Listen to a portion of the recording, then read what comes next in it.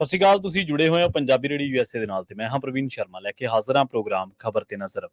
ਖਬਰ ਤੇ ਨਜ਼ਰ ਪ੍ਰੋਗਰਾਮ ਦੇ ਵਿੱਚ ਕਈ ਅਹਿਮ ਤੇ ਕਈ ਖਾਸ ਖਬਰਾਂ ਵਾਲਾ ਵਧਣ ਤੋਂ ਪਹਿਲਾਂ ਧੰਨਵਾਦ ਕਰਦੇ ਚਲੀਏ ਸਪਾਂਸਰਸ ਦਾ ਜਿਹੜੇ ਜ਼ਰੀਆ ਬਣਦੇ ਨੇ ਇਹਨਾਂ ਪ੍ਰੋਗਰਾਮਾਂ ਨੂੰ ਤੁਹਾਡੇ ਤੱਕ ਪਹੁੰਚਾਉਣ ਦੇ ਲਈ। ਖਾਲਸਾ ਇੰਸ਼ੋਰੈਂਸ ਏਜੰਸੀ ਵਾਲੇ ਜਿਨ੍ਹਾਂ ਤੋਂ ਤੁਸੀਂ ਹਰ ਤਰੀਕੇ ਦੀ ਇੰਸ਼ੋਰੈਂਸ ਲੈ ਸਕਦੇ ਹੋ। ਇੰਸ਼ੋਰੈਂਸ ਬਾਰੇ ਪਤਾ ਕਰਨ ਦੇ ਲਈ ਇਹਨਾਂ ਦਾ ਨੰਬਰ ਹੈ 468 272 2500। ਇਹ 1992 ਤੋਂ ਲਗਾਤਾਰ ਇੰਸ਼ੋਰੈਂਸ ਬਿਜ਼ਨਸ ਦੇ ਵਿੱਚ ਸ਼ਾਨਦਾਰ ਸੇਵਾਵਾਂ ਦੇ ਰਹੇ ਨੇ ਤੇ ਅਮਰੀਕਾ ਭਰ ਦੇ ਵਿੱਚ ਇੰਸ਼ੋਰੈਂਸ ਕਰਦੇ ਨੇ। ਓਬਾਮਾ ਕੇਅਰ, ਮੈਡੀਕੇਅਰ ਜਾਂ ਫਿਰ ਕਵਰਡ ਕੈਲੀਫੋਰਨੀਆ ਬਾਬਤ ਪਾਲਿਸੀ ਕਰਵਾਉਣ ਦੇ ਲਈ ਸਲਾਹ ਲੈਣ ਦੇ ਲਈ ਅੱਜ ਹੀ ਕਾਲ ਕਰੋ 468 272 2500 ਤੇ। ਟਰਕੀਅਨ ਇਮੀਗ੍ਰੇਸ਼ਨ ਲਾ ਫਰਮ ਵਾਲੇ ਜੇ ਟਰਕੀਆਨਾ ਟੋਰਨੀ ਟਰਕੀਆਨਾ ਦੇ ਨਾਲ ਤੁਸੀਂ ਯੂਐਸ ਇਮੀਗ੍ਰੇਸ਼ਨ ਬਾਬਤ ਕੋਈ ਵੀ ਸਲਾਹ ਕਰਨੀ ਹੈ, ਕੋਈ ਵੀ ਸਵਾਲ ਪੁੱਛਣਾ ਤੇ ਇਹਨਾਂ ਦਾ ਨੰਬਰ ਹੈ 415 909 0503। ਗੁਰਦੀਪ ਸਿੰਘ ਬਿਰਦੀ ਕਲੋਵਿਸ, ਮਨਦੀਪ ਸਿੰਘ, ਸੰਦੀਪ ਕੌਰ ਸੈਨ ਹੋਜ਼ੇ, ਗੁਰਪਾਲ ਸਿੰਘ ਸੈਕਰਾਮੈਂਟੋ, ਜਿੰਦ ਕੌਰ ਬੇਕਰਸਫੀਲਡ, ਕਮਲਜੀਤ ਸਿੰਘ ਮੱਖਣ ਦੌਲਤਪੁਰੀਆ ਸੈਂਟਰਲ ਵੈਲੀ ਤੇ ਜੱਸੀ ਗਿੱਲ ਪਲੰਬਿੰਗ ਵਾਲੇ ਬੇਕਰਸਫੀਲਡ ਤੋਂ। ਇਹਨਾਂ ਸਾਰੇ ਹੀ ਸਪਾਂਸਰਸ ਦਾ ਬਹੁਤ-ਬਹੁਤ ਧੰਨਵਾਦ। ਤੇ ਜੇਕਰ ਤੁਸੀਂ ਵੀ ਪੰਜਾਬੀ ਰੇਡੀਓ ਯੂਐਸਏ ਦੇ ਇਹਨਾਂ ਪ੍ਰੋਗਰਾਮਾਂ ਨੂੰ ਸਪਾਂਸਰ ਕਰਨਾ ਚਾਹੁੰਦੇ ਹੋ ਤਾਂ ਸਟੂਡੀਓ ਦਾ ਨੰਬਰ ਹੈ 468 272 5200। ਅੱਜ ਦਾ ਇਹ ਖਬਰ ਤੇ ਨਜ਼ਰ ਪ੍ਰੋਗਰਾਮ ਸਾਲ 2024 ਦੀ 1 ਸਤੰਬਰ ਦਾ ਪ੍ਰੋਗਰਾਮ ਹੈ ਤੇ ਦਿਨ ਅੱਜ ਐਤਵਾਰ ਹੈ। ਕਈ ਅਹਿਮ ਖਬਰਾਂ ਦੇ ਵੱਲ ਵਧਣ ਤੋਂ ਪਹਿਲਾਂ ਗੱਲ ਕਰਦੇ ਚੱਲੀਏ ਕੈਲੀਫੋਰਨੀਆ ਦੇ ਵਿੱਚ ਵਸਦੇ ਪੰਜਾਬੀਆਂ ਦੀਆਂ ਇਸ ਹਫ਼ਤੇ ਦੇ ਐਂਡ ਦੇ ਵਿੱਚ ਹੋਈਆਂ ਸਰਗਰਮੀਆਂ ਦੇ ਬਾਰੇ। ਲੰਘੇ ਦਿਨੀ ਵਾਲੀਬਾਲ ਟੂਰਨਾਮੈਂਟ ਜਿਹੜਾ ਕਿ ਲੋਇਨਸ ਸਪੋਰਟਸ ਕਲੱਬ ਸੈਕਰਾਮੈਂਟੋ ਦੇ ਵੱਲੋਂ ਕਰਵਾਇਆ ਗਿਆ ਸੀਗਾ, ਉਹਦੀ ਜਿਹੜੀ ਲਾਈਵ ਕਵਰੇਜ ਹੈ ਉਹ ਪੰਜਾਬੀ ਰੇਡੀਓ ਯੂਐਸਏ ਦੇ ਜਿਹੜਾ YouTube ਚੈਨਲ ਆ ਉਹਦੇ ਤੇ ਜਾ ਕੇ ਤੁਸੀਂ ਦੇਖ ਸਕਦੇ ਹੋ। ਪੰਜਾਬੀ ਰੇਡੀਓ ਯੂਐਸਏ ਦੇ YouTube ਚੈਨਲ ਦੇ ਉੱਤੇ ਇਹ ਸਾਰੀ ਕਵਰੇਜ ਵਾਲੀਬਾਲ ਟੂਰਨਾਮੈਂਟ ਦੀ ਜਿਹੜਾ ਕਿ ਲੋਇਨਸ ਸਪੋਰਟਸ ਕਲੱਬ ਸੈਕਰਾਮੈਂਟੋ ਵੱਲੋਂ ਕਰਵਾਇਆ ਗਿਆ ਸੀਗਾ, ਸਾਰੀ ਜਿਹੜੀ ਕਵਰੇਜ ਆ ਉਹ ਪੰਜਾਬੀ ਰੇਡੀਓ ਯੂਐਸਏ ਦੇ YouTube ਚੈਨਲ ਦੇ ਉੱਤੇ ਪਈ ਹੈ, ਤੁਸੀਂ ਉੱਥੇ ਜਾ ਕੇ ਦੇਖ ਸਕਦੇ ਹੋ। 31 ਅਗਸਤ ਨੂੰ ਇਹ ਜਿਹੜਾ ਟੂਰਨਾਮੈਂਟ ਆ ਵਾਲੀਬਾਲ ਦਾ ਇਹ ਹੋਇਆ ਸੀਗਾ। ਜਿਹੜੀਆਂ ਕੌਮਾਂਤਰੀ ਖਬਰਾਂ ਉਹਨਾਂ ਦੇ ਵੱਲ ਰੁਖ ਕਰੀਏ ਆਪਾਂ ਕੈਨੇਡਾ ਦਾ। ਕੈਨੇਡਾ ਦੇ ਵਿੱਚ ਇਸ ਵੇਲੇ ਪੰਜਾਬੀ ਜਿਹੜੇ ਵਿਦਿਆਰਥੀ ਨੇ, ਕੌਮਾਂਤਰੀ ਵਿਦਿਆਰਥੀ, ਉਹ ਪੱਕੇ ਧਰਨੇ ਉੱਤੇ ਬੈਠ ਗਏ ਨੇ। 70,000 ਦਾ ਭਵਿੱਖ ਹੈ ਖਤਰੇ ਦੇ ਵਿੱਚ ਹੈ। ਮਾਮਲਾ ਕੀ ਹੈ? ਅਸਲ ਦੇ ਵਿੱਚ ਕੈਨੇਡਾ ਦੇ ਬਰੈਂਪਟਨ ਸ਼ਹਿਰ ਦੇ ਵਿੱਚ ਪੰਜਾਬ ਤੋਂ ਕੈਨੇਡਾ ਪੜ੍ਹਨ ਦੇ ਲਈ ਗਏ ਕੌਮਾਂਤਰੀ ਵਿਦਿਆਰਥੀਆਂ ਤੇ ਅਸਥਾਈ ਕਾਮਿਆਂ ਵੱਲੋਂ ਪੱਕਾ ਧਰਨਾ ਲਾਇਆ ਗਿਆ। ਅਜਿਹੇ ਧਰਨੇ ਪ੍ਰਿੰਸ ਐਡਵਰਡ ਆਈਲੈਂਡ ਸਣੇ ਕੈਨੇਡਾ ਦੇ ਹੋਰ ਵੱਖ-ਵੱਖ ਸੂਬਿਆਂ ਦੇ ਵਿੱਚ ਵੀ ਦੇਖਣ ਨੂੰ ਮਿਲ ਰਹੇ ਨੇ। ਮੁਜ਼ਾਹਰਾਕਾਰੀਆਂ ਦਾ ਕਹਿਣਾ ਹੈ ਕਿ ਉਹਨਾਂ ਦੇ ਵਰਕ ਪਰਮਿਟ ਦੀ ਮਿਆਦ ਖਤਮ ਹੋਣ ਦੇ ਕੰਢੇ ਤੇ ਹੈ ਤੇ ਉਹਨਾਂ ਨੂੰ ਉਮੀਦ ਸੀ ਕਿ ਉਹ ਪੀਆਰ ਹੋ ਜਾਣਗੇ, ਪਰ ਅਜਿਹਾ ਨਹੀਂ ਹੋ ਸਕਿਆ। ਕੈਨੇਡਾ ਦੇ ਵਿੱਚ ਵੀਜ਼ਾ ਨਿਯਮਾਂ ਨੂੰ ਵਿੱਚ ਕੀਤੇ ਬਦਲਾਅ ਕਰਕੇ ਉਹਨਾਂ ਦੀ ਪੀਆਰ ਦੀਆਂ ਉਮੀਦਾਂ ਤੇ ਖਤਰਾ ਮੰਡਰਾ ਰਿਹਾ, ਜਿਸ ਕਰਕੇ ਉਹ ਆਪਣੇ ਭਵਿੱਖ ਨੂੰ ਲੈ ਕੇ ਚਿੰਤਤ ਨੇ। ਧਰਨੇ ਤੇ ਬੈਠੇ ਬਿਕਰਮਜੀਤ ਸਿੰਘ ਦਾ ਕਹਿਣਾ ਹੈ ਕਿ ਇਹ ਉਹ ਵਿਦਿਆਰਥੀ ਨੇ ਜਿਨ੍ਹਾਂ ਦਾ ਵਰਕ ਐਕਸਪੀਰੀਅੰਸ ਪੂਰਾ ਹੋ ਗਿਆ। ਉਹ ਕਹਿੰਦੇ ਨੇ ਕਿ ਮਸਲਾ ਇਹ ਹੈ ਕਿ ਕੋਵਿਡ ਤੋਂ ਬਾਅਦ ਐਕਸਪ੍ਰੈਸ ਐਂਟਰੀ ਦੇ ਡਰਾ ਨਹੀਂ ਆਏ, ਜਿਸ ਕਰਕੇ ਬਹੁਤ ਜ਼ਿਆਦਾ ਨੁਕਸਾਨ ਹੋਇਆ। ਉਹ ਅੱਗੇ ਦੱਸਦੇ ਨੇ ਕਿ ਦੂਜਾ ਜਿਹੜਾ ਪੀਐਨਪੀ ਨੂੰ ਟੀਚਾ ਬਣਾ ਕੇ ਜਿਹੜੇ ਲੋਕ ਵੱਖ-ਵੱਖ ਸੂਬਿਆਂ ਦੇ ਵਿੱਚ ਆਏ ਸਨ ਤੇ ਜਦੋਂ ਉਹਨਾਂ ਦਾ ਵਰਕ ਐਕਸਪੀਰੀਅੰਸ ਪੂਰਾ ਹੋ ਗਿਆ ਤਾਂ ਉਹਨਾਂ ਨੇ ਉਦੋਂ ਕਹਿ ਦਿੱਤਾ ਗਿਆ ਕਿ ਇਹ ਬੰਦੇ ਸਾਨੂੰ ਨਹੀਂ ਚਾਹੀਦੇ। ਜਿਵੇਂ ਕਿ ਜਦੋਂ ਇੱਕ ਵੈਲਡਰ ਦਾ ਪ੍ਰੋਗਰਾਮ ਸ਼ੁਰੂ ਕੀਤਾ ਸੀ ਤਾਂ ਉਹਨਾਂ ਨੂੰ ਇੱਕ ਬੰਦਾ ਚਾਹੀਦਾ ਸੀ ਤੇ ਜਦੋਂ ਪ੍ਰੋਗਰਾਮ ਪੂਰਾ ਹੋਇਆ ਤਾਂ ਉਹਨਾਂ ਨੂੰ ਬੰਦਾ ਨਹੀਂ ਚਾਹੀਦਾ ਸੀ, ਤਾਂ ਇਸ ਤਰ੍ਹਾਂ ਉਹਨਾਂ ਨੂੰ ਸਾਲ ਪਹਿਲਾਂ ਦੱਸਣਾ ਚਾਹੀਦਾ ਸੀ। ਐਕਸਪੀਰੀਅੰਸ ਤਾਂ ਇਹਨਾਂ ਲੋਕਾਂ ਕੋਲੇ ਪੂਰੇ ਨੇ, ਪਰ ਸਰਕਾਰ ਨੇ ਗੇਮ ਦੇ ਰੂਲ ਗੇਮ ਦੇ ਅਖੀਰ ਦੇ ਵਿੱਚ ਆ ਕੇ ਬਦਲ ਦਿੱਤੇ ਨੇ। ਕੈਨੇਡਾ ਦੇ ਵਿੱਚ ਗਏ ਕੌਮਾਂਤਰੀ ਵਿਦਿਆਰਥੀਆਂ ਤੇ ਅਸਥਾਈ ਕਾਮੇ ਮੁੱਖ ਤੌਰ ਉੱਤੇ ਪੀਐਨਪੀ ਪ੍ਰੋਗਰਾਮ ਜਾਂ ਫਿਰ ਐਕਸਪ੍ਰੈਸ ਐਂਟਰੀ ਰਾਹੀਂ ਪੀਆਰ ਹਾਸਲ ਕਰਦੇ ਨੇ, ਪਰ ਵਿਦਿਆਰਥੀਆਂ ਦਾ ਕਹਿਣਾ ਹੈ ਕਿ ਨਿਯਮਾਂ ਦੇ ਵਿੱਚ ਬਦਲਾਅ ਕਾਰਨ ਅਜਿਹਾ ਮੁਸ਼ਕਲ ਹੋ ਗਿਆ। ਵਿਦਿਆਰਥੀਆਂ ਦੀ ਮੰਗ ਹੈ ਕਿ ਉਹਨਾਂ ਦੇ ਵਰਕ ਪਰਮਿਟ ਦੀ ਮਿਆਦ ਵਧਾਈ ਜਾਣੀ ਚਾਹੀਦੀ ਹੈ। ਉਹ ਦੱਸਦੇ ਨੇ ਕਿ ਪਹਿਲਾਂ ਨਿਯਮ ਇਸ ਤਰ੍ਹਾਂ ਦੇ ਹੁੰਦੇ ਸਨ ਕਿ ਆਮ ਤੌਰ ਤੇ 3 ਸਾਲਾਂ ਦੇ ਵਰਕ ਪਰਮਿਟ ਦੇ ਵਿੱਚ ਬੱਚੇ ਪੀਆਰ ਲੈ ਲੈਂਦੇ ਸਨ, ਪਰ ਹੁਣ ਸਰਕਾਰ ਨੇ ਜਾਣਬੁੱਝ ਕੇ ਨਿਯਮ ਇੰਨੇ ਔਖੇ ਕਰ ਦਿੱਤੇ ਨੇ ਕਿ 3 ਸਾਲ ਦੇ ਵਿੱਚ ਕੋਈ ਪੀਆਰ ਲੈ ਹੀ ਨਹੀਂ ਸਕਦਾ। ਅਜਿਹੇ ਉਸ ਕੋਲ ਕੋਈ ਬਦਲ ਨਹੀਂ ਆ ਜਿਹੇ ਦੇ ਵਿੱਚ ਜਿਸ ਦੇ ਨਾਲ ਉਹ ਆਪਣਾ ਵਰਕ ਪਰਮਿਟ ਰੀਨਿਊ ਕਰ ਸਕੇ। ਉਸ ਦੇ ਕੋਲ ਇੱਕੋ ਬਦਲ ਬਚਦਾ ਹੈ ਕਿ ਉਹ ਰਿਫਿਊਜੀ ਦਾ ਦਾਅਵਾ ਕਰ ਲਵੇ। ਅਗਲੀ ਖਬਰ ਦੇ ਵੱਲ ਵਧਦੇ ਹਾਂ ਤੇ ਰੁਖ ਕਰਦੇ ਹਾਂ ਪੰਜਾਬ ਦੇ ਨਾਲ ਜੁੜੀਆਂ ਅਹਿਮ ਖਬਰਾਂ ਦਾ। ਭਾਰਤੀ ਕਿਸਾਨ ਯੂਨੀਅਨ ਏਕਤਾ ਉਗਰਾਹਾਂ ਅਤੇ ਪੰਜਾਬ ਖੇਤ ਮਜ਼ਦੂਰ ਯੂਨੀਅਨ ਨੇ ਮਜ਼ਦੂਰ, ਕਿਸਾਨ ਅਤੇ ਵਾਤਾਵਰਣ ਪੱਖੀ ਖੇਤੀ ਨੀਤੀ ਬਣਾਉਣ ਅਤੇ ਹੋਰਨਾਂ ਮੰਗਾਂ ਨੂੰ ਲੈ ਕੇ ਚੰਡੀਗੜ੍ਹ ਦੇ ਸੈਕਟਰ 34 ਵਿਚਲੇ ਦੁਸਹਿਰਾ ਗਰਾਊਂਡ ਦੇ ਵਿੱਚ 5 ਰੋਜ਼ਾ ਖੇਤੀ ਨੀਤੀ ਮੋਰਚਾ ਸ਼ੁਰੂ ਕਰ ਦਿੱਤਾ ਹੈ। ਕਿਸਾਨ ਖੇਤ ਮਜ਼ਦੂਰ ਯੂਨੀਅਨਾਂ ਨੇ ਪੰਜਾਬ ਵਿਧਾਨ ਸਭਾ ਦੇ ਮੌਨਸੂਨੀ ਇਜਲਾਸ ਦੇ ਪਹਿਲੇ ਦਿਨ ਵਿਧਾਨ ਸਭਾ ਤੱਕ ਮਾਰਚ ਕਰਨ ਦਾ ਐਲਾਨ ਕੀਤਾ ਹੈ। ਚੰਡੀਗੜ੍ਹ ਪੁਲਿਸ ਦੇ ਅਧਿਕਾਰੀਆਂ ਨੇ ਰੋਸ ਮਾਰਚ ਰੱਦ ਕਰਨ ਨੂੰ ਲੈ ਕੇ ਕਿਸਾਨ ਆਗੂਆਂ ਦੇ ਨਾਲ ਮੀਟਿੰਗ ਵੀ ਕੀਤੀ, ਜੋ ਕਿ ਬੇਸਿੱਟਾ ਰਹੀ ਹੈ ਤੇ ਕਿਸਾਨ ਪੰਜਾਬ ਵਿਧਾਨ ਸਭਾ ਵੱਲ ਮਾਰਚ ਕਰਨ ਦੇ ਆਪਣੇ ਫੈਸਲੇ ਤੇ ਬਜ਼ਿੱਦ ਰਹੇ ਨੇ। ਮੋਰਚੇ ਦੇ ਪਹਿਲੇ ਦਿਨ ਤੋਂ ਪੰਜਾਬ ਭਰ ਦੇ ਵਿੱਚ ਨੌਜਵਾਨਾਂ, ਬਜ਼ੁਰਗਾਂ ਤੇ ਔਰਤਾਂ ਦੇ ਵੱਡੇ ਕਾਫਲੇ ਚੰਡੀਗੜ੍ਹ ਪਹੁੰਚ ਗਏ ਨੇ, ਜਿਨ੍ਹਾਂ ਦੇ ਵੱਲੋਂ ਪੰਜਾਬ ਸਰਕਾਰ ਦੇ ਵਿਰੁੱਧ ਆਵਾਜ਼ ਬੁਲੰਦ ਕੀਤੀ ਗਈ ਹੈ। ਕਿਸਾਨ ਜਥੇਬੰਦੀਆਂ ਵੱਲੋਂ 5 ਦਿਨਾਂ ਮੋਰਚੇ ਦੇ ਲਈ ਰਾਸ਼ਨ ਪਾਣੀ ਅਤੇ ਹੋਰ ਸਮਾਨ ਵੀ ਲਿਆਂਦਾ ਗਿਆ। ਚੰਡੀਗੜ੍ਹ ਦੇ ਵਿੱਚ ਖੇਤੀ ਨੀਤੀ ਮੋਰਚੇ ਦੇ ਪਹਿਲੇ ਦਿਨ ਬੀਕੇਯੂ ਏਕਤਾ ਉਗਰਾਹਾਂ ਦੇ ਸੂਬਾ ਜਨਰਲ ਸਕੱਤਰ ਸੁਖਦੇਵ ਸਿੰਘ ਕੋਕਰੀ ਕਲਾਂ ਤੇ ਹੋਰ ਆਗੂਆਂ ਨੇ ਸੰਬੋਧਨ ਕੀਤਾ ਤੇ ਇਹਨਾਂ ਆਗੂਆਂ ਨੇ ਕਿਹਾ ਕਿ ਪੰਜਾਬ ਸਰਕਾਰ ਹੁਣ ਜਿਹੜੀ ਕੇਂਦਰ ਸਰਕਾਰ ਆ ਉਹਦੇ ਨਾਲ ਪੰਜਾਬ ਸਰਕਾਰ ਵੀ ਕਿਸਾਨਾਂ ਦੀਆਂ ਮੰਗਾਂ ਤੇ ਧਿਆਨ ਧਰਨ ਦੀ ਜਿਹੜੀ ਖੇਚਲ ਆ ਉਹ ਨਹੀਂ ਕਰ ਰਹੀ। ਰੁੱਖ ਕਰਦੇ ਰਈਆ ਦਾ ਬਾਅਦ ਦੁਪਹਿਰ ਬਿਆਸ ਦਰਿਆ ਦੇ ਵਿੱਚ ਮੂਰਤੀ ਜਲ ਪ੍ਰਵਾਹ ਕਰਨ ਗਏ ਜਲੰਧਰ ਦੇ 4 ਨੌਜਵਾਨ ਪਾਣੀ ਦੇ ਵਿੱਚ ਰੁੜ ਗਏ ਨੇ। ਮ੍ਰਿਤਕਾਂ ਦੀ ਪਛਾਣ ਜਲੰਧਰ ਦੇ ਅਰਬਨ estate ਦੇ ਵਸਨੀਕ ਰਣਜੀਤ, ਉਸ ਦੇ ਸਕੇ ਭਰਾ ਗੋਲੂ, ਧੀਰਜ ਅਤੇ ਅੰਕਿਤ ਵਜੋਂ ਹੋਈ ਹੈ। ਸਾਰਿਆਂ ਦੀ ਉਮਰ 17 ਤੋਂ 18 ਸਾਲ ਦੇ ਵਿਚਕਾਰ ਹੈ। ਥਾਣਾ ਬਿਆਸ ਮੁਖੀ ਹਰਪਾਲ ਸਿੰਘ ਨੇ ਦੱਸਿਆ ਕਿ ਉਹਨਾਂ ਨੂੰ ਕਰੀਬ 3-4 ਵਜੇ ਇਹ ਜਾਣਕਾਰੀ ਮਿਲੀ ਸੀ ਕਿ ਜਲੰਧਰ ਦੇ 40-50 ਵਿਅਕਤੀ ਬਿਆਸ ਦਰਿਆ ਦੇ ਵਿੱਚ ਮੂਰਤੀ ਜਲ ਪ੍ਰਵਾਹ ਕਰਨ ਆਏ ਸਨ। ਇਸੇ ਦੌਰਾਨ ਜਦੋਂ ਇਹਨਾਂ ਦੇ ਵਿੱਚੋਂ 4 ਨੌਜਵਾਨ ਮੂਰਤੀ ਜਲ ਪ੍ਰਵਾਹ ਕਰਨ ਲੱਗੇ ਤਾਂ ਉਹ ਪਾਣੀ ਦੇ ਤੇਜ਼ ਵਹਾਅ ਦੇ ਵਿੱਚ ਰੁੜ ਗਏ, ਜਿਨ੍ਹਾਂ ਦਾ ਅਜੇ ਤੱਕ ਕੋਈ ਪਤਾ ਨਹੀਂ ਲੱਗ ਸਕਿਆ। ਉਹਨਾਂ ਦੱਸਿਆ ਕਿ ਉੱਥੇ ਮੌਜੂਦ 4-5 ਗੋਤਾਖੋਰਾਂ ਵੱਲੋਂ ਉਹਨਾਂ ਦੀ ਕਾਫੀ ਭਾਲ ਕੀਤੀ ਗਈ, ਪਰ ਉਹਨਾਂ ਦੇ ਹੱਥ ਕੁਝ ਨਹੀਂ ਲੱਗਿਆ। ਉਹਨਾਂ ਦੱਸਿਆ ਕਿ ਇਸ ਸੰਬੰਧੀ ਹਰੀਕੇ ਹੈਡਵਰਕਸ ਅਤੇ ਬਾਬਾ ਬਕਾਲਾ ਸਾਹਿਬ ਦੇ SDM ਨੂੰ ਜਾਣਕਾਰੀ ਦੇ ਦਿੱਤੀ ਗਈ ਹੈ।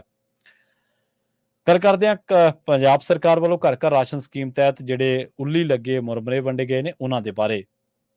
ਸਰਕਾਰ ਵੱਲੋਂ ਆਂਗਣਵਾੜੀ ਵਰਕਰਾਂ ਦੇ ਰਾਹੀਂ ਘਰੋਂ ਘਰੀ ਪਹੁੰਚਾਏ ਜਾਂਦੇ ਰਾਸ਼ਨ ਦੀ ਗੁਣਵੱਤਾ ਚਿਰਾਂ ਤੋਂ ਸਵਾਲਾਂ ਦੇ ਘੇਰੇ ਦੇ ਵਿੱਚ ਹੈ। ਅਜਿਹਾ ਹੀ ਇੱਕ ਮਾਮਲਾ ਜ਼ਿਲ੍ਹਾ ਬਠਿੰਡਾ ਦੇ ਬਲਾਕ ਤਲਵੰਡੀ ਦੇ ਸਰਕਲ ਰਾਮਾ ਦੇ ਵਿੱਚ ਸਾਹਮਣੇ ਆਇਆ, ਜਿੱਥੇ ਪੈਕਟਾਂ ਦੇ ਵਿੱਚੋਂ ਉੱਲੀ ਲੱਗੇ ਮੁਰਮਰੇ ਅਤੇ ਖਰਾਬ ਦਲੀਆ ਨਿਕਲਿਆ। ਇਹ ਮਾਮਲਾ ਆਲ ਪੰਜਾਬ ਆਂਗਣਵਾੜੀ ਵਰਕਰਜ਼ ਯੂਨੀਅਨ ਦੀ ਸੂਬਾ ਪ੍ਰਧਾਨ ਹਰਗੋਬਿੰਦ ਕੌਰ ਨੇ ਮੀਡੀਆ ਦੇ ਧਿਆਨ ਦੇ ਵਿੱਚ ਲਿਆਂਦਾ ਅਤੇ ਕਿਹਾ ਕਿ ਉਹਨਾਂ ਦੀ ਜਥੇਬੰਦੀ ਹਰ ਮੰਚ ਤੋਂ ਇਹ ਗੱਲ ਚੁੱਕ ਰਹੀ ਹੈ ਤੇ ਕਈ ਥਾਵਾਂ ਤੇ ਤਾਂ ਵਰਕਰਾਂ, ਸੁਪਰਵਾਈਜ਼ਰ, CDPO ਤੱਕ ਨੂੰ ਕਥਿਤ ਤੌਰ ਤੇ ਡਰਾ ਧਮਕਾ ਕੇ ਚੁੱਪ ਕਰਵਾ ਦਿੱਤਾ ਗਿਆ। ਉਹਨਾਂ ਨੇ ਕਿਹਾ ਕਿ ਅਰਸੇ ਤੋਂ ਚੱਲ ਰਹੀ ਸਕੀਮ ਦਾ ਫਾਇਦਾ ਗਰਭਵਤੀ ਔਰਤਾਂ, ਉਹਨਾਂ ਦੇ ਘਰਾਂ ਦੇ ਵਿੱਚ ਰਹਿੰਦੇ 0 ਤੋਂ 3 ਸਾਲ ਦੇ ਬੱਚਿਆਂ ਤੇ ਆਂਗਣਵਾੜੀ ਕੇਂਦਰਾਂ ਦੇ ਵਿੱਚ ਦਾਖਲ 3 ਤੋਂ 6 ਸਾਲ ਦੇ ਬੱਚਿਆਂ ਨੂੰ ਹੀ ਮਿਲਦਾ ਸੀ। ਉਹਨਾਂ ਕਿਹਾ ਕਿ ਕੋਵਿਡ ਕਾਲ ਸਮੇਂ ਕੈਪਟਨ ਸਰਕਾਰ ਵੱਲੋਂ ਆਂਗਣਵਾੜੀ ਵਰਕਰਾਂ ਦੇ ਰਾਹੀਂ ਖਾਣਾ ਘਰਾਂ ਦੇ ਵਿੱਚ ਭੇਜਣਾ ਸ਼ੁਰੂ ਕੀਤਾ ਗਿਆ। ਜ਼ਿਲ੍ਹਾ ਪ੍ਰੋਗਰਾਮ ਅਫਸਰ ਬਠਿੰਡਾ ਪੰਕਜ ਕੁਮਾਰ ਨੇ ਦੱਸਿਆ ਕਿ ਪਿੰਡ ਰਾਮਾ ਦਾ ਮਾਮਲਾ ਉਹਨਾਂ ਦੇ ਧਿਆਨ ਦੇ ਵਿੱਚ ਹੈ। ਉਹਨਾਂ ਕਿਹਾ ਕਿ ਮੁਰਮਰੇ ਦੇ 2 ਪੈਕਟ ਸਲਾਬ ਕਰਕੇ ਖਰਾਬ ਨਿਕਲੇ ਨੇ। ਮਸਲਾ ਛੋਟਾ ਹੀ ਹੈ, ਪਰ ਕੁਝ ਧਿਰਾਂ ਇਸ ਨੂੰ ਸਿਆਸੀ ਹਵਾ ਦੇ ਰਹੀਆਂ ਨੇ। ਦੂਜੇ ਪਾਸੇ ਜਿਹੜੀ ਜਥੇਬੰਦੀ ਦਾ ਕਹਿਣਾ ਹੈ ਆਲ ਪੰਜਾਬ ਆਂਗਣਵਾੜੀ ਵਰਕਰਜ਼ ਯੂਨੀਅਨ ਦਾ, ਉਹਨਾਂ ਦਾ ਦਾਅਵਾ ਇਹ ਹੈ ਕਿ ਪਿਛਲੇ ਕੁਝ ਸਮੇਂ ਤੋਂ ਇਹ ਪ੍ਰਚਲਨ ਜ਼ਿਆਦਾ ਤੇਜ਼ ਹੋ ਗਿਆ ਹੈ।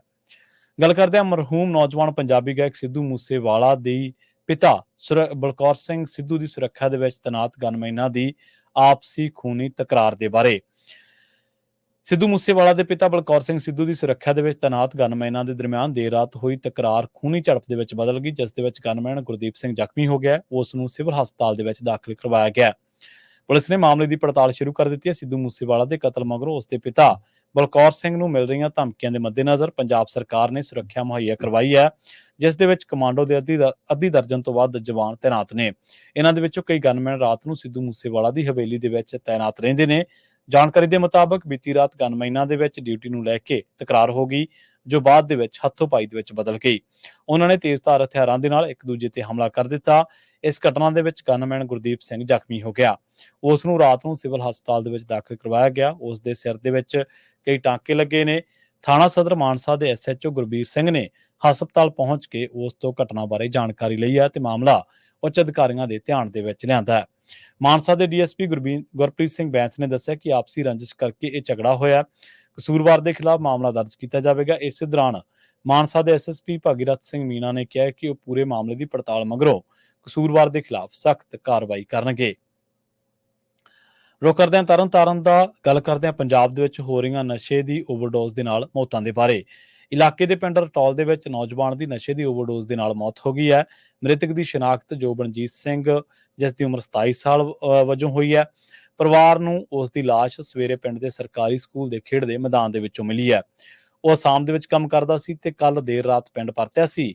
ਉਸ ਨੇ ਪਰਿਵਾਰ ਤੋਂ ਨਸ਼ਾ ਕਰਨ ਦੇ ਲਈ ਪੈਸਿਆਂ ਦੀ ਮੰਗ ਕੀਤੀ ਸੀ, ਜਿਸ ਨੂੰ ਉਹਨਾਂ ਨੇ ਇਨਕਾਰ ਕਰ ਦਿੱਤਾ। ਇਸ ਤੋਂ ਬਾਅਦ ਉਹ ਘਰੋਂ ਬਾਹਰ ਚਲਾ ਗਿਆ ਤੇ ਰਾਤ ਨੂੰ ਘਰੇ ਨਾ ਆਇਆ। ਮ੍ਰਿਤਕ ਦੇ ਪਿਤਾ ਅਮਰਜੀਤ ਸਿੰਘ ਨੇ ਪੁਲਿਸ ਚੌਕੀ ਦੁਬਰਜੀ ਦੇ ਇੰਚਾਰਜ ਨੂੰ ਇਸ ਸੰਬੰਧੀ ਬਿਆਨ ਲਿਖਵਾਏ ਤੇ ਉਹਨਾਂ ਨੇ ਕਿਹਾ ਕਿ ਉਹਨਾਂ ਦੇ ਪੁੱਤ ਦੀ ਲਾਸ਼ ਦੇ ਨੇੜਿਓਂ ਇੱਕ ਸਿਰਿੰਜ ਵੀ ਬਰਾਮਦ ਹੋਈ ਹੈ।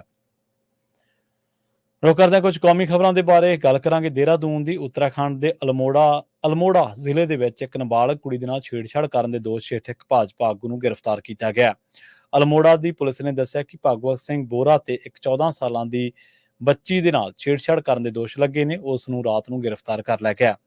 ਇਸੇ ਦੌਰਾਨ ਘਟਨਾ ਦਾ ਨੋਟਿਸ ਲੈਂਦਿਆਂ ਭਾਜਪਾ ਦੇ ਸੂਬਾ ਪ੍ਰਧਾਨ ਮਹਿੰਦਰ ਭੱਟ ਦੀਆਂ ਹਦਾਇਤਾਂ ਤੇ ਬੋਰਾ ਨੂੰ ਤੁਰੰਤ ਪ੍ਰਭਾਵ ਦੇ ਨਾਲ ਪਾਰਟੀ ਦੇ ਵਿੱਚੋਂ ਬਰਖਾਸਤ ਕਰ ਦਿੱਤਾ ਗਿਆ। ਬੋਰਾ ਪਾਰਟੀ ਦੀ ਬਲਾਕ ਇਕਾਈ ਦਾ ਪ੍ਰਧਾਨ ਸੀ। SSP ਨੇ ਕਿਹਾ ਕਿ ਇਹ ਘਟਨਾ 24 ਅਗਸਤ ਨੂੰ ਸਾਲਟ ਰੈਵਨਿਊ ਇਲਾਕੇ ਦੇ ਵਿੱਚ ਵਾਪਰੀ ਸੀ। ਤੇ ਇਸ ਸੰਬੰਧੀ ਜਾਣਕਾਰੀ 30 ਅਗਸਤ ਨੂੰ ਮਿਲੀ ਸੀ। ਉਹਨਾਂ ਕਿਹਾ ਕਿ ਮੁਲਜ਼ਮ ਦੇ ਖਿਲਾਫ ਪੋਕਸੋ ਅਤੇ BNS ਦੀ ਧਾਰਾ 74 ਦੇ ਤਹਿਤ ਕੇਸ ਦਰਜ ਕੀਤਾ ਗਿਆ। ਲੜਕੀ ਦਾ ਬਿਆਨ ਦਰਜ ਕਰਨ ਤੋਂ ਬਾਅਦ ਉਸ ਦੀ ਮੈਡੀਕਲ ਜਾਂਚ ਕਰਵਾਈ ਗਈ। ਭਾਜਪਾ ਦੇ ਸੂਬਾ ਪ੍ਰਧਾਨ ਭੱਟ ਨੇ ਇਸ ਘਟਨਾ ਨੂੰ ਮੰਦਭਾਗੀ ਕਰਾਰ ਦਿੰਦਿਆਂ ਇਹ ਗੱਲ ਕਹੀ ਹੈ ਕਿ ਸੂਬਾ ਸਰਕਾਰ ਅਜਿਹੇ ਅਪਰਾਧਾਂ ਸੰਬੰਧੀ ਸਿਫਰ ਬਰਦਾਸ਼ਤ ਦੀ ਨੀਤੀ ਅਪਣਾ ਰਹੀ ਹੈ।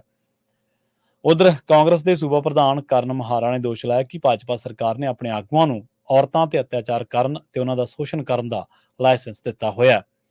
ਗੱਲ ਕਰਦੇ ਹਾਂ ਪੱਛਮੀ ਬੰਗਾਲ ਦੀ ਕੋਲਕਾਤਾ ਦੇ ਆਰਜੀਕਰ ਮੈਡੀਕਲ ਕਾਲਜ ਅਤੇ ਹਸਪਤਾਲ ਦੇ ਵਿੱਚ ਇੱਕ ਡਾਕਟਰ ਦੇ ਨਾਲ ਹੋਏ ਜਬਰ ਜਨਾਹ ਅਤੇ ਹੱਤਿਆ ਦੀ ਘਟਨਾ ਤੋਂ ਕੁਝ ਹਫ਼ਤੇ ਬਾਅਦ ਸੂਬੇ ਦੇ ਬੀਰਭੂਮ ਜ਼ਿਲ੍ਹੇ ਦੇ ਇੱਕ ਸਰਕਾਰੀ ਹਸਪਤਾਲ ਦੇ ਵਿੱਚ ਇੱਕ ਨਰਸ ਦੇ ਨਾਲ ਇੱਕ ਮਰਦ ਮਰੀਜ਼ ਵੱਲੋਂ ਕਥਿਤ ਤੌਰ ਤੇ ਛੇੜਛਾੜ ਕੀਤੇ ਜਾਣ ਅਤੇ ਗਾਲਾਂ ਕੱਢਣ ਦਾ ਮਾਮਲਾ ਸਾਹਮਣੇ ਆਇਆ।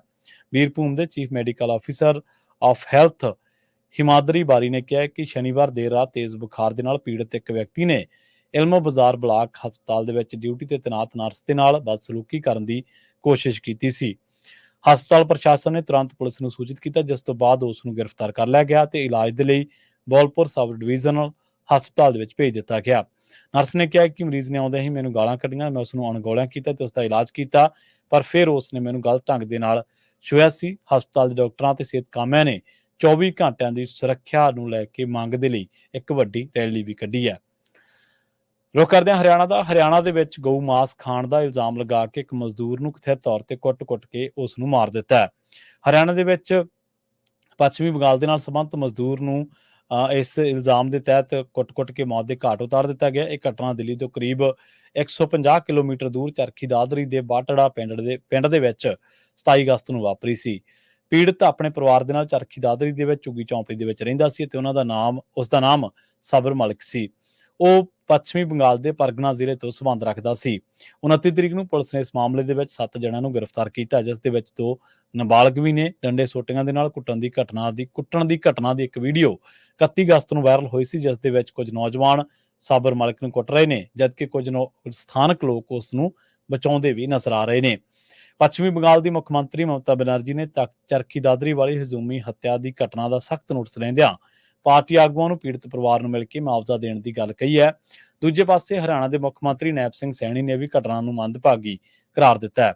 ਸੈਣੀ ਨੇ ਕਿਹਾ ਕਿ ਲੋਕਾਂ ਦੀ ਗਊ ਪ੍ਰਤੀ ਸ਼ਰਧਾ ਤੇ ਇਸ ਬਾਰੇ ਸੂਬੇ ਦੇ ਵਿੱਚ ਸਖਤ ਕਾਨੂੰਨ ਹੈ ਤੇ ਇਸ ਦੇ ਨਾਲ ਸਮਝੌਤਾ ਨਹੀਂ ਹੋ ਸਕਦਾ। 9 ਤੋਂ ਕਾਂਗਰਸੀ ਵਿਧਾਇਕ ਅਫਤਾਬ ਅਹਿਮਦ ਨੇ ਵੀ ਘਟਨਾ ਉੱਤੇ ਫਿਕਰਮੰਦੀ ਜ਼ਾਹਰ ਕੀਤੀ ਅਤੇ ਕਿਹਾ ਕਿ ਹਰਿਆਣਾ ਦੇ ਵਿੱਚ ਕਾਨੂੰਨ ਅਤੇ ਅਮਨ ਕਾਨੂੰਨ ਨਾਮ ਦੀ ਕੋਈ ਚੀਜ਼ ਨਹੀਂ ਰਹਿ ਗਈ ਹੈ। ਉਹਨਾਂ ਨੇ ਕਿਹਾ ਕਿ ਗਰੀਬ ਕੂੜਾ ਚੁੱਕਣ ਵਾਲੇ ਲੋਕਾਂ ਨੂੰ ਇਸ ਤਰ੍ਹਾਂ ਨਿਸ਼ਾਨਾ ਬਣਾਇਆ ਜਾ ਰਿਹਾ ਹੈ ਅਤੇ ਉਹਨਾਂ ਦਾ ਸ਼ਿਕਾਰ ਕੀਤਾ ਜਾ ਰਿਹਾ ਹੈ, ਜੋ ਕਿ ਚਿੰਤਾਜਨਕ ਹੈ। ਉਹਨਾਂ ਨੇ ਇੱਕ ਸਵਾਲ ਚੁੱਕਿਆ ਕਿ ਘਟਨਾ 4-5 ਦਿਨ ਪਹਿਲਾਂ ਦੀ ਹੈ, ਪਰ ਇਸ ਦਾ ਪਤਾ ਲੱਗਣ ਦੇ ਵਿੱਚ ਇੰਨਾ ਸਮਾਂ ਕਿਉਂ ਲੱਗਿਆ। ਅਗਲੀ ਖਬਰ ਦੇ ਵੱਲ ਵਧਦੇ ਹਾਂ। ਛੱਤੀਸਗੜ੍ਹ ਦੇ ਜੰਜਗੀਰ ਚੰਪਾ ਜ਼ਿਲ੍ਹੇ ਦੇ ਵਿੱਚ ਇੱਕ ਪਤੀ ਪਤਨੀ ਤੇ ਉਸਦੇ 2 ਪੁੱਤਰਾਂ ਨੇ ਆਪਣੇ ਘਰ ਦੇ ਵਿੱਚ ਕਥਿਤ ਤੌਰ ਤੇ ਜ਼ਹਿਰ ਖਾ ਕੇ ਖੁਦਕੁਸ਼ੀ ਕਰ ਲਈ ਹੈ। ਪੁਲਿਸ ਨੇ ਇਹ ਜਾਣਕਾਰੀ ਦਿੱਤੀ ਹੈ। ਇੱਕ ਅਧਿਕਾਰੀ ਨੇ ਦੱਸਿਆ ਕਿ ਪਰਿਵਾਰ ਦੇ ਸਾਰੇ ਮੈਂਬਰ ਸ਼ੁੱਕਰਵਾਰ ਨੂੰ ਗੰਭੀਰ ਹਾਲਤ ਦੇ ਵਿੱਚ ਪਾਏ ਗਏ, ਜਿਸ ਤੋਂ ਬਾਅਦ ਉਹਨਾਂ ਨੂੰ ਵੱਖ-ਵੱਖ ਹਸਪਤਾਲਾਂ ਦੇ ਵਿੱਚ ਭਰਤੀ ਕਰਵਾਇਆ ਗਿਆ, ਪਰ ਸ਼ਨੀਵਾਰ ਨੂੰ ਇਲਾਜ ਦੇ ਦੌਰਾਨ ਉਹਨਾਂ ਦੀ ਮੌਤ ਹੋ ਗਈ। ਇੱਕ ਅਧਿਕਾਰੀ ਨੇ ਦੱਸਿਆ ਕਿ ਮ੍ਰਿਤਕਾਂ ਦੀ ਪਛਾਣ ਪੰਚਰਾਮ ਯਾਦਵ, ਉਸ ਦੀ ਪਤਨੀ ਦਿਨੇਸ਼ ਨੰਦਨੀ, ਪੁੱਤਰ ਸੂਰਜ ਅਤੇ ਨੀਰਜ ਵਜੋਂ ਹੋਈ ਹੈ। ਉਹ ਕੋਤਵਾਲੀ ਥਾਣੇ ਦੇ ਅਧੀਨ ਪੈਂਦੇ ਬੋਧਾ ਤਲਾਬ ਇਲਾਕੇ ਦਾ ਰਹਿਣ ਵਾਲੇ ਸਨ। ਉਹਨਾਂ ਦੱਸਿਆ ਕਿ ਪੰਚਰਾਮ ਕਾਂਗਰਸ ਦੀ ਜ਼ਿਲ੍ਹਾ ਇਕਾਈ ਦਾ ਸਾਬਕਾ ਅਹੁਦੇਦਾਰ ਸੀ। ਜੰਜਗੀਰ ਚੰਪਾ ਦੇ ਵਧੀਕ ਪੁਲਿਸ ਸੁਪਰਡੈਂਟ ਨੇ ਵੀ ਕਿਹਾ ਕਿ ਪਰਿਵਾਰ ਦੇ ਮੈਂਬਰਾਂ ਨੇ 30 ਅਗਸਤ ਨੂੰ ਜ਼ਹਿਰ ਖਾ ਲਿਆ ਸੀ ਤੇ ਉਹਨਾਂ ਨੂੰ ਜ਼ਿਲ੍ਹਾ ਹਸਪਤਾਲ ਦੇ ਵਿੱਚ ਭਰਤੀ ਕਰਵਾਇਆ ਗਿਆ ਸੀ। ਇੱਕ ਪੁਲਿਸ ਅਧਿਕਾਰੀ ਨੇ ਦਾਅਵਾ ਕੀਤਾ ਹੈ ਕਿ ਮੁੱਢਲੀ ਜਾਂਚ ਦੇ ਵਿੱਚ ਇਹ ਗੱਲ ਸਾਹਮਣੇ ਆਈ ਹੈ ਕਿ ਪਰਿਵਾਰ ਨੇ ਆਪਣੇ ਘਰ ਦਾ ਮੁੱਖ ਦਰਵਾਜ਼ਾ ਬਾਹਰੋਂ ਬੰਦ ਕਰ ਦਿੱਤਾ ਸੀ ਅਤੇ ਫਿਰ ਜ਼ਹਿਰ ਖਾ ਕੇ ਖੁਦਕੁਸ਼ੀ ਕਰ ਲਈ। ਉਸ ਤੋਂ ਬਾਅਦ ਇਹ ਪਰਿਵਾਰ ਦੇ ਮੈਂਬਰ ਗੰਭੀਰ ਹਾਲਤ ਦੇ ਵਿੱਚ ਮਿਲੇ ਸਨ। ਹਸਪਤਾਲ ਪਹੁੰਚਾਉਣ ਤੇ ਉਹਨਾਂ ਨੇ ਸਾਰਿਆਂ ਨੇ ਦਮ ਤੋੜ ਦਿੱਤਾ। ਪੰਚਰਾਮ ਇੱਕ ਠੇਕੇਦਾਰ ਸੀ, ਜਦੋਂ ਕਿ ਉਸਦੇ ਪੁੱਤਰਾਂ ਨੇ ਇੱਕ ਕਾਰੋਬਾਰ ਸ਼ੁਰੂ ਕੀਤਾ ਸੀ, ਜਿਸ ਦੇ ਵਿੱਚ ਉਹਨਾਂ ਨੂੰ ਭਾਰੀ ਨੁਕਸਾਨ ਹੋ ਗਿਆ। ਰੁੱਖ ਕਰਦੇ ਤੇਲੰਗਾਨਾ ਦਾ। ਤੇਲੰਗਾਨਾ ਦੇ ਵਿੱਚ ਮੀਂਹ ਦੇ ਨਾਲ ਜੁੜੀਆਂ ਵੱਖ-ਵੱਖ ਘਟਨਾਵਾਂ ਦੇ ਵਿੱਚ 9 ਲੋਕਾਂ ਦੀ ਮੌਤ ਹੋ ਗਈ ਹੈ, ਜਦਕਿ ਹੈਦਰਾਬਾਦ ਸਮੇਤ ਸੂਬੇ ਦੇ ਕਈ ਹਿੱਸਿਆਂ ਦੇ ਵਿੱਚ ਭਾਰੀ ਮੀਂਹ ਜਾਰੀ ਰਿਹਾ। ਇੱਕ ਅਧਿਕਾਰਤ ਬਿਆਨ ਦੇ ਵਿੱਚ ਕਿਹਾ ਗਿਆ ਕਿ ਮੁੱਖ ਮੰਤਰੀ ਏ ਰਵੰਤ ਰੈਡੀ ਨੇ ਸੂਬੇ ਦੇ ਵਿੱਚ ਲਗਾਤਾਰ ਮੀਂਹ ਦੇ ਮੱਦੇਨਜ਼ਰ ਸਥਿਤੀ ਦੀ ਸਮੀਖਿਆ ਕਰਨ ਦੇ ਲਈ ਐਮਰਜੈਂਸੀ ਮੀਟਿੰਗ ਬੁਲਾ ਲਈ ਹੈ। ਮੁੱਖ ਮੰਤਰੀ ਨੇ ਸੀਨੀਅਰ ਅਧਿਕਾਰੀਆਂ ਦੇ ਨਾਲ ਟੈਲੀ ਕਾਨਫਰੰਸ ਕੀਤੀ ਹੈ ਤੇ ਨਗਰ ਨਿਗਮ ਪ੍ਰਸ਼ਾਸਨ, ਬਿਜਲੀ, ਪੰਚਾਇਤੀ ਰਾਜ ਅਤੇ ਹੋਰ ਵਿਭਾਗਾਂ ਦੇ ਅਧਿਕਾਰੀਆਂ ਨੂੰ ਅਗਲੇ 24 ਘੰਟਿਆਂ ਦੇ ਲਈ ਚੌਕਸ ਰਹਿਣ ਦੇ ਲਈ ਕਹਿ ਦਿੱਤਾ ਹੈ। ਮੁੱਖ ਮੰਤਰੀ ਨੇ ਜ਼ਿਲ੍ਹਾ ਕੁਲੈਕਟਰਾਂ, ਐਸਪੀਜ਼, ਮਾਲ ਸਿੰਜਾਈ ਅਤੇ ਨਗਰ ਨਿਗਮ ਦੇ ਅਧਿਕਾਰੀਆਂ ਨੂੰ ਹੜ੍ਹ ਪ੍ਰਭਾਵਿਤ ਬਸਤੀਆਂ ਦਾ ਦੌਰਾ ਕਰਨ ਦੇ ਹੁਕਮ ਦਿੱਤੇ ਨੇ। ਅਧਿਕਾਰੀਆਂ ਨੂੰ ਹੜ੍ਹ ਪ੍ਰਭਾਵਿਤ ਇਲਾਕਿਆਂ ਦੇ ਵਿੱਚ ਤੁਰੰਤ ਰਾਹਤ ਉਪਾਅ ਕਰਨ ਦੇ ਹੁਕਮ ਦਿੱਤੇ ਗਏ ਨੇ। ਭਾਰੀ ਮੀਂਹ ਤੋਂ ਬਾਅਦ ਸੂਬੇ ਦੇ ਵਿੱਚ ਕਈ ਥਾਵਾਂ ਤੇ ਡਰੇਨਾਂ ਦੇ ਵਿੱਚ ਪਾਣੀ ਭਰ ਗਿਆ ਹੈ ਅਤੇ ਨੀਵੇਂ ਇਲਾਕਿਆਂ ਦੇ ਵਿੱਚ ਹੜ੍ਹ ਆ ਚੁੱਕਿਆ ਹੈ। ਹੜ੍ਹ ਦੇ ਪਾਣੀ ਨੇ ਪਿੰਡਾਂ ਦੇ ਵਿਚਕਾਰ ਸੜਕ ਸੰਪਰਕ ਨੂੰ ਤੋੜ ਦਿੱਤਾ ਹੈ। ਭਾਰੀ ਮੀਂਹ ਅਤੇ ਹਵਾਵਾਂ ਦੇ ਪ੍ਰਭਾਵ ਕਾਰਨ ਕਈ ਦਰਖਤ ਵੀ ਸੜਕਾਂ ਤੇ ਡਿੱਗ ਪਏ ਨੇ ਉਖੜ ਕੇ, ਜਦਕਿ ਕਈ ਦਰਖਤਾਂ ਦੀਆਂ ਟਹਿਣੀਆਂ ਜਿਹੜੀਆਂ ਨੇ ਉਹਨਾਂ ਨੇ ਰਾਹਗੀਰਾਂ ਦਾ ਨੁਕਸਾਨ ਵੀ ਕੀਤਾ ਹੈ। ਪ੍ਰਸ਼ਾਸਨਿਕ ਅਧਿਕਾਰੀਆਂ ਦਾ ਕਹਿਣਾ ਹੈ ਕਿ ਇਸ ਸਮੇਂ ਵੱਖ-ਵੱਖ ਘਟਨਾਵਾਂ ਦੇ ਵਿੱਚ 9 ਲੋਕਾਂ ਦੇ ਮਰਨ ਦੇ ਬਾਰੇ ਪਤਾ ਲੱਗਿਆ। ਇਹ ਜਿਹੜੀਆਂ ਘਟਨਾਵਾਂ ਨੇ ਉਹ ਮਹਿਬੂਬਾਬਾਦ ਅਤੇ ਖੰਭਮ ਜ਼ਿਲ੍ਹਿਆਂ ਦੇ ਵਿੱਚ 3 ਵਿਅਕਤੀਆਂ ਦੇ ਰੁੜ ਜਾਣ ਦਾ ਵੀ ਜਿਹੜਾ ਖਦਸ਼ਾ ਪ੍ਰਗਟਾਇਆ ਜਾ ਰਿਹਾ ਤੇ ਇਹਨਾਂ ਇਲਾਕਿਆਂ ਦੇ ਵਿੱਚ ਵਾਪਰੀਆਂ ਨੇ।